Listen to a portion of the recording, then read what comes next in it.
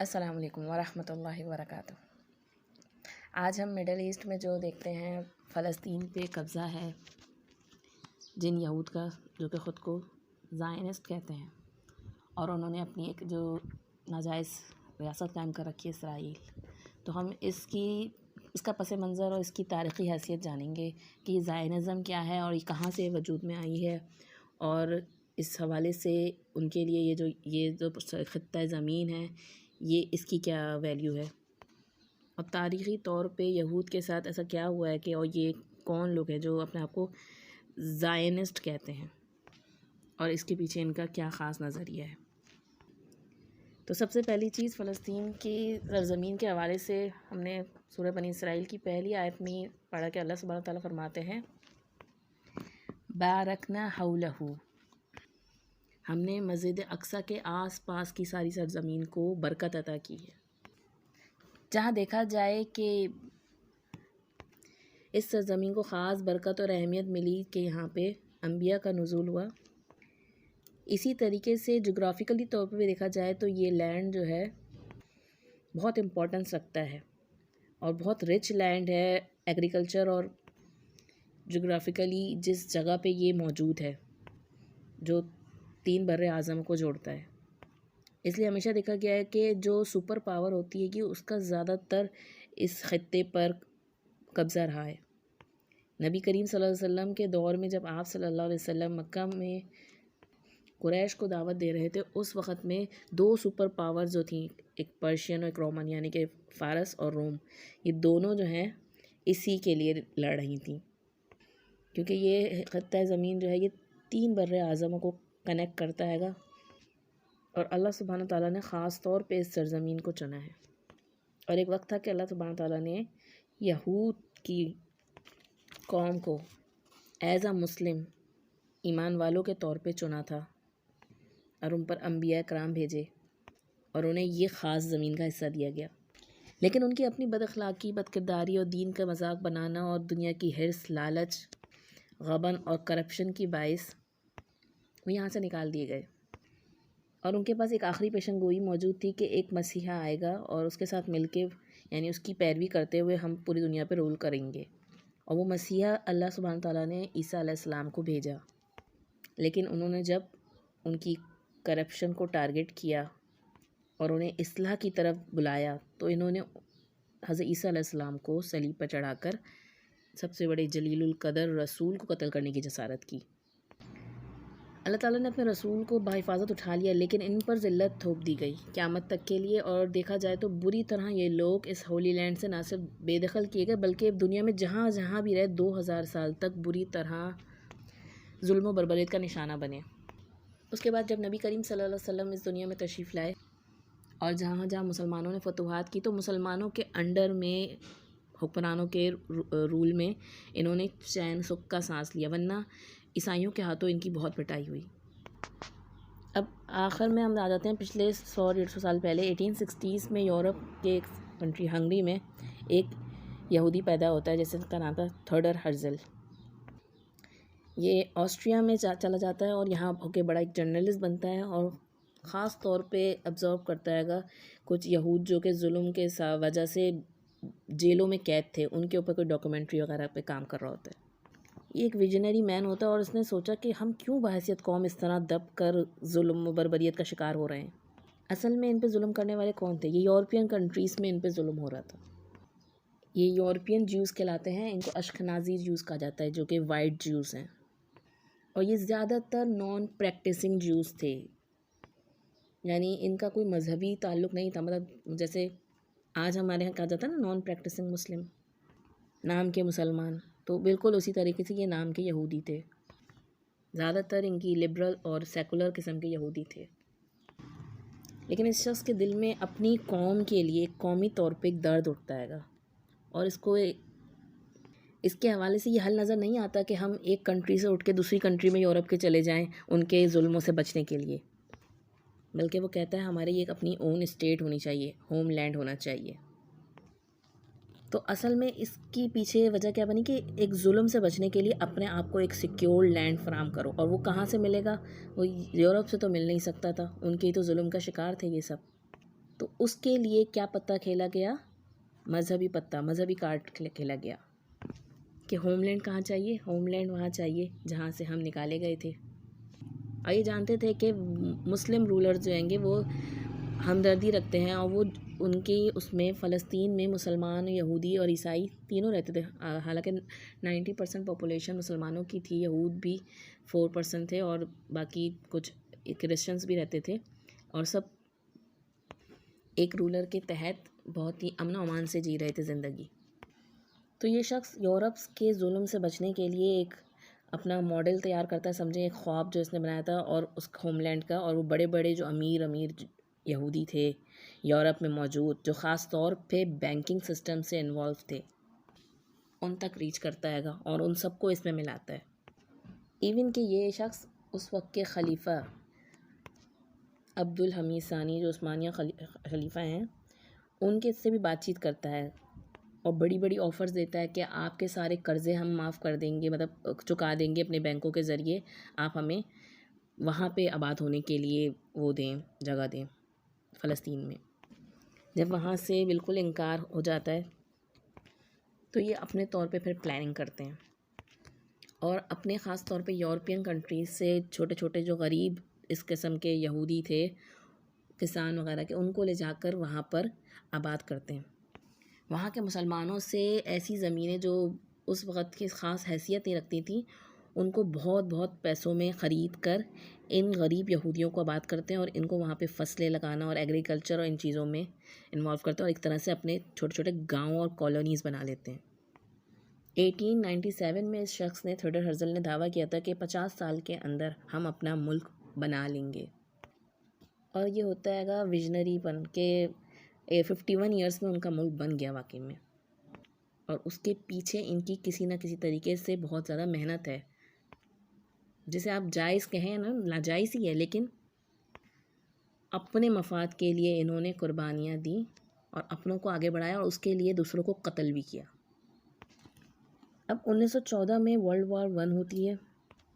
अब इस वक्त तक यहूद के काफ़ी आबादी जो है वो जाकर वहाँ छोटी छोटी कॉलोनीज़ बना चुकी होती है। वर्ल्ड वॉर 1 में ब्रिटिश एम्पायर जो होती है वो बहुत से लोगों से वादे कर रही होती है, प्रॉमिसेस के, अगर हम जीत गए हमारा साथ दो, अगर हम जीत गए तो हम तुम्हें ये लैंड दे देंगे। बहुत सारे अरबों को ख़रीदा जाता हैगा, बहुत सारे मुसलमान हुक्मरानों को ख़रीदा जाता हैगा कि वो उस्मानी खिलाफत के ख़िलाफ़ लड़ें हमारे साथ मिलके, हम जब इनको हरा देंगे तो ये हिस्से जो हैं आपको अता कर देंगे और आप इस मुल्क के हुक्मरान बन जाएंगे। इसी तरीके से इनके साथ भी, ये जो ज़ायनिस्ट मूवमेंट को लेके चल रहे थे, इनके साथ भी वादे किए जाते हैं कि आप हमारा साथ देंगे तो हम आपको, जब अगर जीत गए तो फ़लस्तीन पे हमारा कब्ज़ा होगा, यानी ऑटोमन एम्पायर हट जाएगी वहाँ से, तो वहाँ पे हम आपको लैंड देंगे।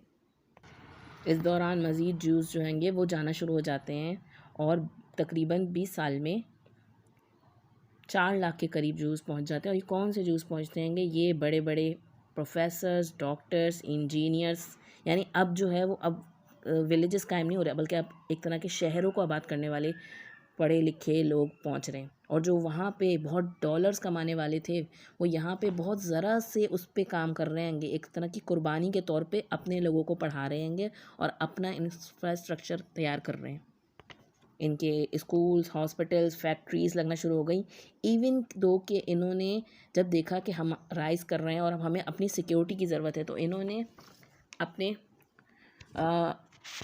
सेल्फ डिफेंस के नाम पे एक आर्म विंग भी तैयार कर लिया, जिसका नाम इन्होंने हैगाना रखा, यानी एक ऐसी अस्करी क़ुव्वत जो कि हमें अपनी सिक्योरिटी के लिए चाहिए।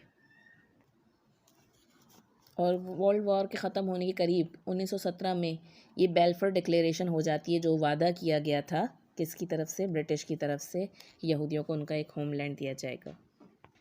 अब ये आहिस्ता आहिस्ता ख़ुद बढ़ रहे होते हैं और अपनी मिलिट्री पावर भी बढ़ा रहे होते हैं, और मुसलमान भी, अरब जो होते हैं वहाँ पे, वो समझ रहे होते हैं कि ये क्या हो रहा है, तो इनकी आपस में एक दूसरे से झड़पें भी हो रही होती हैं। इसी तरह करते करते 1936 जब इनकी आपस में दोनों की बहुत झड़पें हो रही होती है, तो उस टाइम पे ब्रिटिश एम्पायर जो होती हैगी वो मुसलमानों को दबाने की कोशिश करती है। असल में ये ख़ित्ता जो है उस्मानिया खिलाफत के टूटने के बाद यानी 1924 में किसके हिस्से में आया था? ब्रिटिश एम्पायर के हिस्से में आया था, फ़लस्तीन का और उर्दन का इलाका, जबकि सीरिया और ऊपर का लिबनान जो है वो फ्रेंच कॉलोनीज़ ने जो है ना उस पर कब्ज़ा कर लिया था।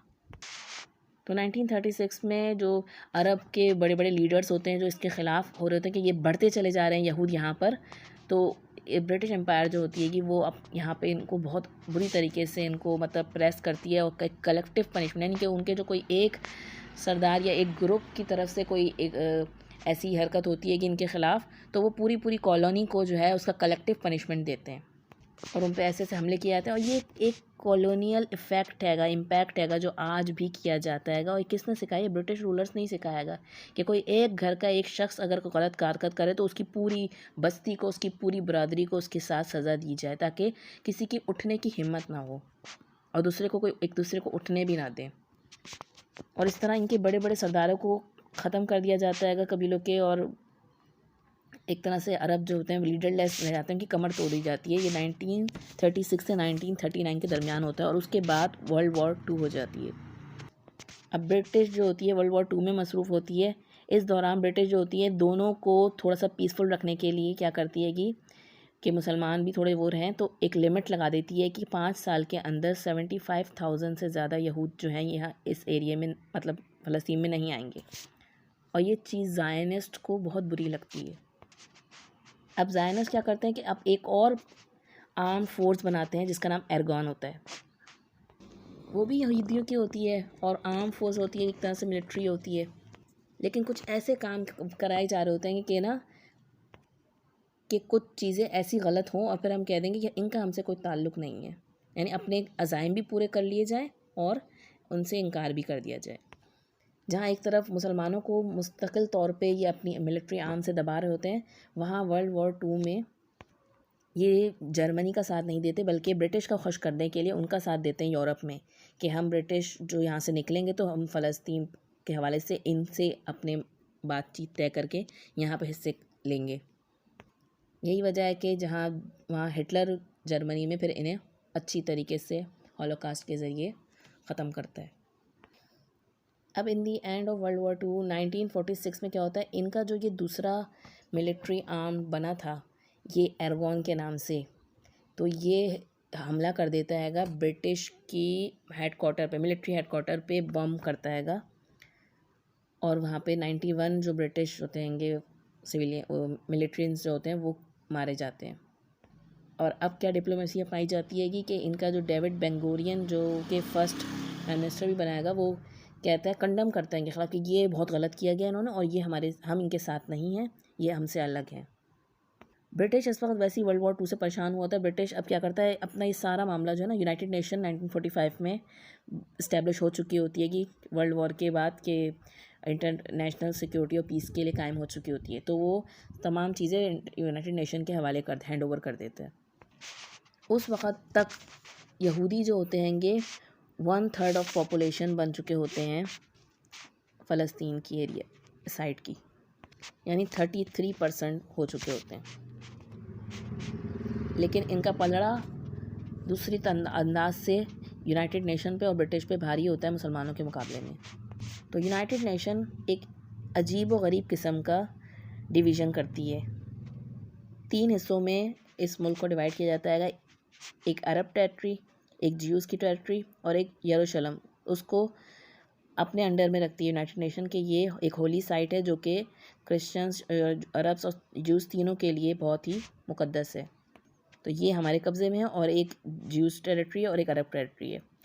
और ये इसको डिवाइड किस तरह किया जाता है, 33% ऑफ ज्यूज़ जो कि 4% से हुए हैं वो ज़ायनिस्ट, उनको 57% लैंड दिया जाता है जिसका कोई सेंस नहीं बनता, और मुसलमानों को 43%।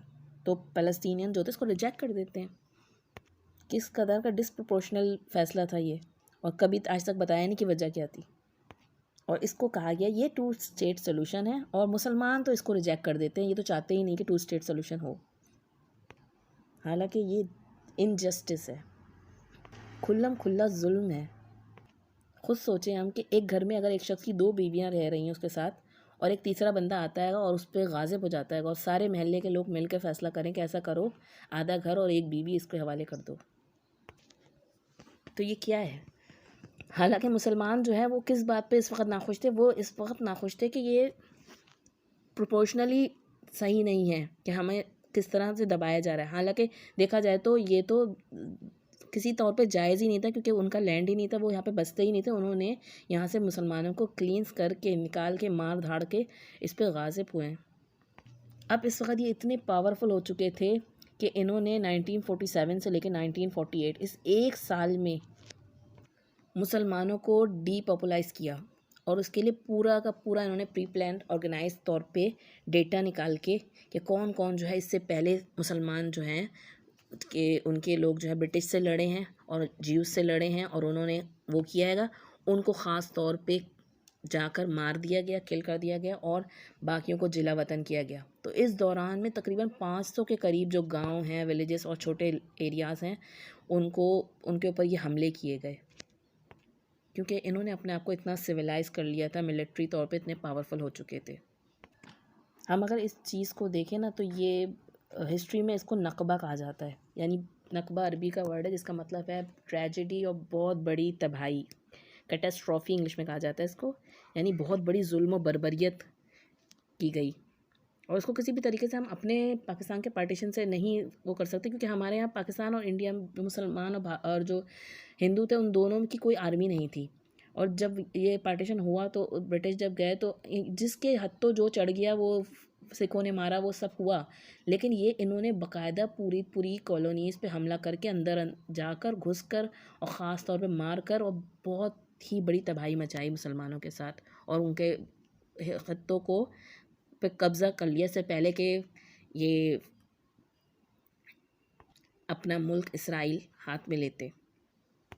और हमारे मुसलमान भी जो मुहाजिर होकर आए तो उन्हें यहाँ पे जो इलाके खाली मिले, घर मिले, तो उन्हें कुछ ना कुछ उन्हें मिल गया, लेकिन वो ये सब जो निकाले गए अपने लैंड से, ये मुस्तकिली तौर पे एक रिफ्यूजी बन गए। तो इस दौरान 47 से 48 के दरमियान एक बहुत ह्यूज किस्म का जेनोसाइड, नस्लकुशी की गई, और ये सब कुछ प्री प्लान किया गया। और इनके नज़रिए में कोई मतलब वो नहीं है कि इनके टीवी पे जो इसराइलियों को पढ़ाया जाता है, समझाया जाता है कि वो कहते हैं कि मुसलमान को मारना जो है वो उनको सवाब मिलेगा। एक तरह से मज़हब कार्ड को खेलते हैं और खेल के लोगों के माइंड्स को गलत तौर पे आपने ब्रेन वॉश करते हैं। यही इनकी ज़ायनिज़म है। इनकी तौर पे ज़ायन किसे कहते हैं लफ्ज़ को, कि वो एक हेवन ऑन अर्थ, ज़मीन के ऊपर एक जन्नत, एक प्रॉमिस लैंड, और ख़ुद को इसका ये हकदार समझते हैं, जिसके लिए वो किसी भी हद तक जा सकते हैं। आप देखें कि उन्होंने अल्लाह के रसूल को सलीब पे चढ़ा दिया, कितने कितने अंबिया को कत्ल किया। और ये तो अपने यहूदियों को, तो बहुत से यहूदियों को दकियानूसी समझते हैं, जो कि तौरात पे अमल करने वाले यहूदी होते हैं, जो कि आज भी आप देखेंगे कि बहुत सारे अमेरिका में और दूसरी जगहों पे जो यहूद हैं, ये ज्यूज़ हैं, वो इनके ख़िलाफ़ खड़े होते हैं। वो कहते हैं कि हमारा फ़लस्तीन में कोई वो नहीं है और हम इसराइल के साथ नहीं हैं। और इन्होंने लेकिन हर चीज़ में अपने आप को मज़हब की अम्ब्रेला के नीचे रखा। अपना मुल्क का नाम भी इसराइल रखा, जो कि एक नबी का लक़ब है, याकूब अलैहिस्सलाम का लक़ब है इसराइल। इसराइल का मायने क्या है? अल्लाह का बंदा। लेकिन इनके अमाल कैसे हैं? यही वजह है कि हमारे जो कायदे आज़म है उनके अक़वाल ज़री में से है कि इसराइल क्या है? मग़रिब की नाजायज़ औलाद है। Israel is a bastard child of Europe. और हम देखते हैं कि ज़ायनिस्ट में बहुत सारे क्रिश्चियन भी साथ में हुए हैं, कि क्योंकि उनकी भी एक तरह से ब्रेन वॉशिंग की गई है कि एक सेकंड कमिंग ऑफ क्राइस्ट उनके दरमियान जो है ना, तो वो ज़ाइन के लफ्ज़ से वो जुड़ा हुआ है।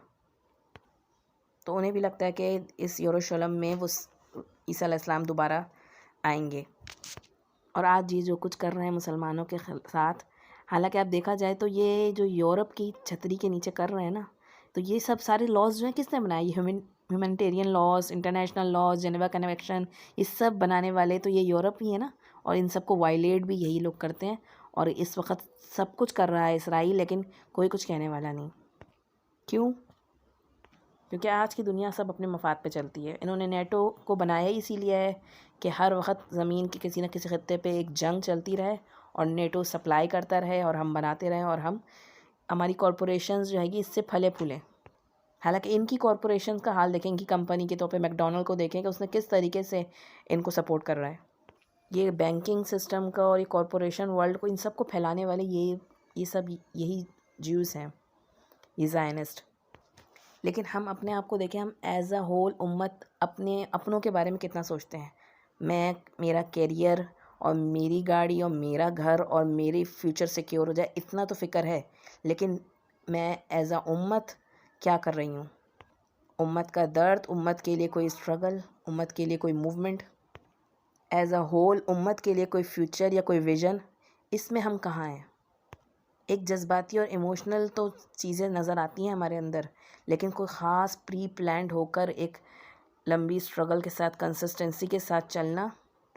हम तो देखें, बाइकआउट भी सिर्फ उस वक्त करते हैं जिस वक्त ये इसराइल के हमले हो रहे होते हैं, उस वक्त इसराइल को बाइकआउट करते हैं, और जब सीज़ फायर होता है तो हम वही चीज़ें दोबारा खाना पीने शुरू हो जाते हैं। हमारे अंदर तो इतनी भी कंसिस्टेंसी नहीं है कि हम उनकी चीज़ों को हमेशा के लिए छोड़ दें। तो एज अ उम्मत देखें कि हम कहाँ खड़े हैं, हमारी क्या सोच है, और हम अपने बच्चों को किस चीज़ के लिए ट्रेन कर रहे हैं। दुनिया के छोटे से फ्यूचर के लिए कि बस तुम्हारा एक अच्छी जगह से बाहर किसी अच्छे से मुल्क में सेटल जाओ और वहाँ से आराम से डॉलर्स कमाओ और वहाँ सुकून की लाइफ जियो, उनके उसमें छुप अपने आप को दबा के रखो। फिर वहाँ तो वो तुम्हें जो भी, तुम्हें दाढ़ी ना रखने दे, तुम्हें हिजाब ना करने दें, तो उनके साथ उसमें रहो, लेकिन उनके डॉलर्स कमाते रहो, खुश रहो। या बच्चों को एक बड़ा विज़न दे सकते हैं हम, जैसे कि मोहम्मद फ़ातेह की वालिदा जो थी, उन्हें ले आके दिखाती थी, हदीस सुनाती थी कि कुस्तुनतुनिया को फ़तह करने वाला लश्कर कैसा होगा और तुम करोगे इसको फ़तह। कितने ही असलाफ में गुजरी हुई माओं ने अपने बच्चों को अपने दूध के साथ मुसलमानों के खून की कहानियाँ भी सुनाई, पिलाई हैं,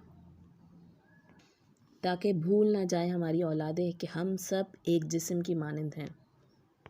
आज खड़े होकर हम उनको लान तान तो करते हैं, लेकिन देखें कि उन्होंने कुछ भी हो, उनकी नज़रिया कितना ही गलत क्यों ना हो, लेकिन वो उस पर डटे हुए हैं, और उसके लिए वो सब कुछ कुर्बान करके अपनों को प्रेफर करते हैं, और अपनी ज़ात को नहीं करते खाली प्रेफर, बल्कि अपने पूरे इस ज़ायनिज़्म के नज़रिए को और इससे जुड़े हुए लोगों को। लेकिन हमें तो नबी करीम सल्लल्लाहु अलैहि वसल्लम की उम्मत के तौर पे किस तरह से जोड़ दिया गया है कि पूरी दुनिया में कहीं भी मुसलमान है तो उसका आपस में एक दूसरे के साथ अख़वत का रिश्ता है, खून का रिश्ता ना सही, लेकिन एक दीन का रिश्ता है, और इस रिश्ते के तहत एक दूसरे के साथ हमदर्दी होना और एक दूसरे की फ़िक्र होना, एक दूसरे के दर्द को महसूस करना। आप देखें ना, उस दौर में तो कोई इतना मीडिया भी नहीं था, जब मोहम्मद बिन कासिम ने एक औरत की पुकार पे और सलाहुद्दीन अयूबी जो हैं इस तरीके से आगे गए, और मुसलमानों के कहाँ थे सलाहुद्दीन अयूबी? वो फ़लस्तीन में थोड़े थे, वो तो इजिप्ट में थे।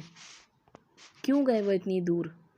मुसलमानों का दर्द था कि कब्ज़े में है क्रूसेडर्स के मस्जिद अक्सा, और मुसलमान वहाँ रुल रहे हैं, पिस रहे हैं। तारिक बिन ज़ियाद क्यों निकले थे? किसी औरत की पुकार पे। और आज हमारे यहाँ अपनी ही औरतों को पकड़ के भी अमेरिका के हवाले किया गया। मतलब कौन कौन से ईमान वालों के नाम होते हुए हमने जुर्म नहीं किए।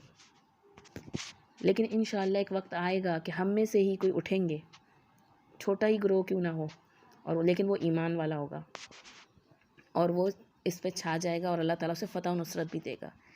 लेकिन खुशनसीबी होगी वो इन ईमान वालों की, तो अल्लाह ताला हमें उन खुश नसीबों में शामिल फ़रमाए कि हम अपनी औलादों की इस तरह की तरबियत कर जाएँ कि हमारी औलादें और हमारी नस्लें जो हैं वो इस फ़तह को देख सकें, और इस दीन का झंडा जो उम्मत का इस वक्त गिरा हुआ है इसको सरबुलंद कर सकें।